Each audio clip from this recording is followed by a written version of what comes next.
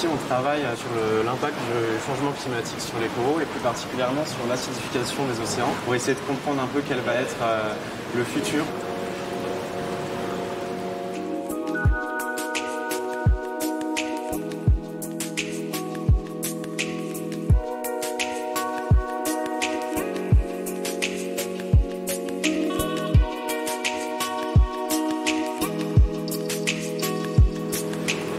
Si on arrive à 2 degrés en plus et une acidification des océans moins que 7,7, les GIEC prévoient une perte jusqu'à 90% des récifs coralliens.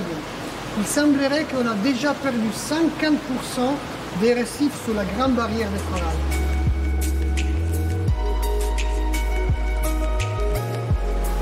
Toutes les émissions de CO2 qui sont présentes dans l'atmosphère, elles sont absorbées à peu près à 30% par les océans. Et ces émissions-là, du coup, elles impactent vraiment l'acidification puisqu'elles vont faire baisser le pH. Et donc là, vraiment, ce qu'on essaye de faire, c'est d'avoir différents scénarios. Le pH qui sera prévu à la fin du siècle, on a le pH actuel, on a également le pH qui est prévu dans 30 ans et au final, on a fait une dernière manipulation, c'est un pH variable.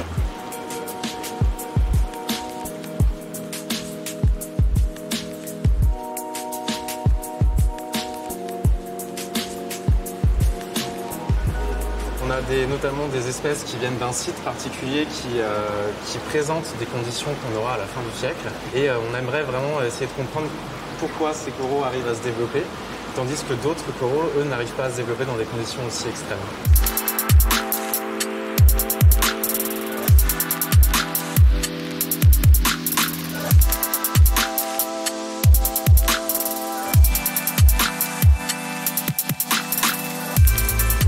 Dans ce site proche des mangroves, on a des coraux qui résistent à des conditions extrêmes en température, en acidité et en pourcentage d'oxygène. Aujourd'hui, le pH est 8,1.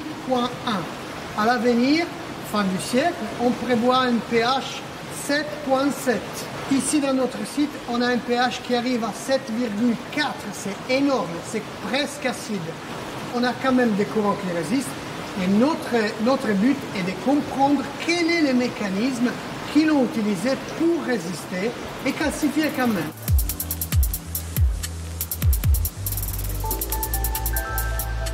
La calcification, qu'est-ce que c'est? C'est vraiment, en fait, c'est comme des briques finalement. C'est le corail qui va construire le récif corallien. Cette calcification-là, elle est très très importante parce que non seulement elle sert d'abri finalement pour toutes les espèces qui sont dedans, mais elle peut servir également de nourriture. Elle sert à énormément de choses. C'est vraiment une niche écologique très importante. Et donc là, ce qu'on regarde, c'est cette possibilité au corail à faire une calcification plus ou moins variée en fonction du pH qui l'entoure.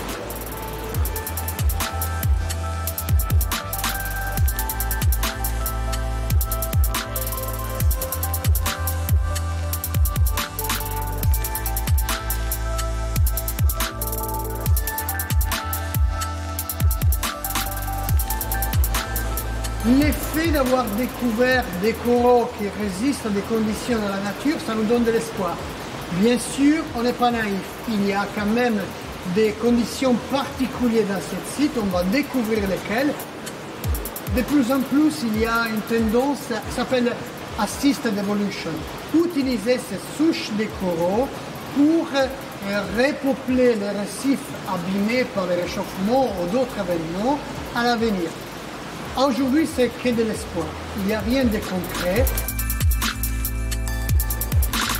Et c'est un petit peu naïf de penser parce que vous imaginez, par exemple, la Grande Barrière de Corail en Australie, c'est long comme l'Italie. Une fois qu'on a perdu cette barrière, est-ce que vous pensez que si on prend par exemple un morceau de corail comme ça et on le transplante à plusieurs milliers, est-ce qu'on va recouvrir l'Italie? C'est très dur à penser.